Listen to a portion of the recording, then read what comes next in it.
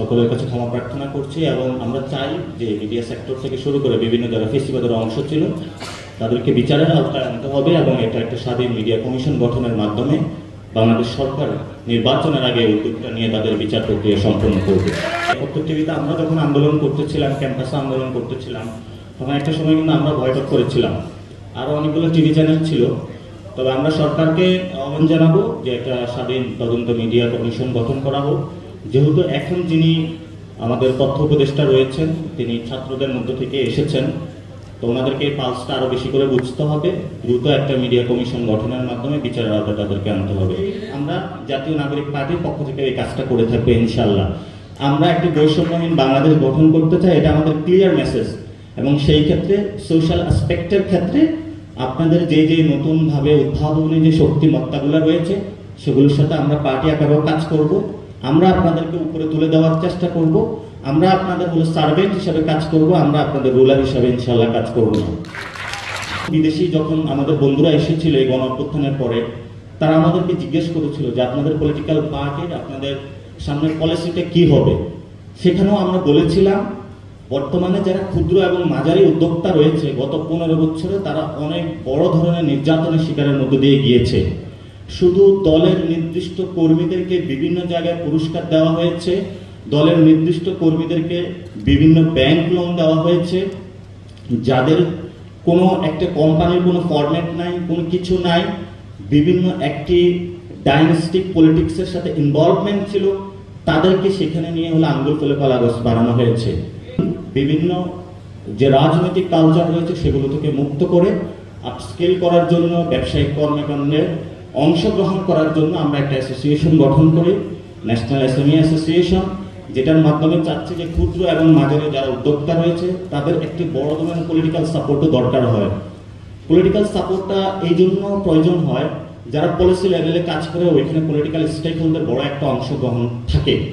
সেই ক্ষেত্রে যাতে ওইখানে এই অংশগ্রহণগুলো আমরা এনশিওর করতে পারি, যাতে মাঠ লেভেলে যারা কাজ করতে পারতেছে সেখানে তাদের কাছে আমরা যাব যে কোন কোন সমস্যাগুলো তারা ফেস করতেছে সেগুলো নিয়ে এসে সেটা পার্লামেন্ট হোক আর ভবিষ্যতের যে কোনো জায়গায় আমরা ওই তরুণ প্রজন্মকে ডিসিশন মেকিংয়ে আমরা নিয়ে যাব।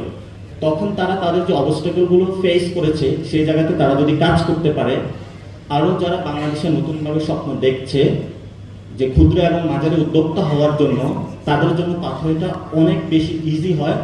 এই প্রক্রিয়াটার জন্য আমরা এই অ্যাসোসিয়েশনটা করেছি। ইনশাআল্লাহ আপনারা সবাই ঐক্যবদ্ধ থাকবেন, ভবিষ্যতেও কাজ করবেন, এটা নিয়ে অনেক দূর আমরা এগিয়ে যাব। বাংলাদেশে যে পলিটিক্যালি ফাইন্যান্সিয়াল মডেল কালচার রয়েছে, চাঁদাবাজি, মাঝখানি, মিছিল মিটিংয়ে যাওয়া, টাকা ইনকাম করা, এগুলো আমরা ইনশাআল্লাহ বাংলাদেশে বন্ধ করে দেবো ইনশাআল্লাহ। আমি একজন ক্ষুদ্র পলিটিক্যাল উদ্যোক্তা হিসেবে যে জিনিসটা বলতে চাই, আমরা আমাদের দেশের ক্ষেত্রে ন্যাশন স্টেটের ক্ষেত্রে যে ইনস্টিটিউশনগুলো রয়েছে, এটা একজন ভাই বলেছিল এসএমই ফাউন্ডেশন রয়েছে এবং এনবিআর রয়েছে, ফাইন্যান্সিয়াল অনেকগুলো ইনস্টিটিউশন রয়েছে, এগুলোকে যেমন শক্তিশালী করে আমরা কাজ করব, তেমনিভাবে আমরা এই দক্ষিণ এশিয়াতে পিপলস ইকোনমিকে কিভাবে আমরা নতুন করে মানুষের সামনে নিয়ে আসতে পারি, অর্থাৎ জনগণের যে অর্থনীতি, জন অর্থনীতি, এটার কিভাবে আমরা নতুন করে এই জায়গায় মূল্যায়ন করতে পারি, যেটা আমাদের সামনে অনেকগুলো উদাহরণ রয়েছে।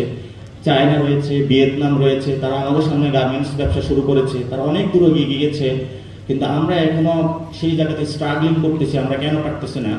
আপনারা বাংলাদেশের যদি একটু হিসাব করে দেখবেন, প্রত্যেকটা সরকারি প্রতিষ্ঠানকে একদম খালি করে দেওয়া হয়েছে। সেখান থেকে আপনার বিভিন্ন জায়গায় যে স্টার্ট আপ প্রজেক্টগুলো রয়েছে সেটা থেকে তারা যেভাবে লোপাট করেছে, বিভিন্ন সরকারি প্রতিষ্ঠানগুলোকে ব্যবহার করে বাংলাদেশের যে এই যে তরুণ প্রজন্ম তারা যে নতুনভাবে দাঁড়াবে তাদের সেই মেরুদণ্ডটা ভেঙে দেওয়া হয়েছিল। কিন্তু আমরা আছি, ইনশাআল্লাহ কাজ করবে ভবিষ্যতে দল মত উঠতে গিয়ে বাংলাদেশের 18 কোটি মানুষের জন্য আমরা কাজ করব। আমরা যতদিন বাংলাদেশে থাকবে বাংলাদেশ নিরাপদ থাকবে। আমাদের রক্তের উপর দিয়ে বাংলাদেশের উপরে কেউ আঘাত করতে হবে, এর আগে কেউ পারবে না ইনশাআল্লাহ। আমরা সেই ক্ষেত্রে যারা আন্দোলনে এসেছিল বড় একটা দাবি নিয়ে, বৈষম্য বিরোধী ছাত্র আন্দোলন, তো এখন ভবিষ্যতেও যদি কোনো দল এসে এই ধরনের এসএমই ফাউন্ডেশন থেকে শুরু করে ক্ষুদ্র এবং মাঝারি উদ্যোক্তাদের মেরিট বেস সোসাইটি তৈরি করে না করে আবার যদি অন্যান্য আগের মতো যে সিস্টেমগুলো গিয়েছিল দল বাস কোনো এসএমই রিলেটেড কোনো সেক্টর তৈরি করে, সেটা হলো আপনাদেরকে ঠেকিয়ে দিতে হবে।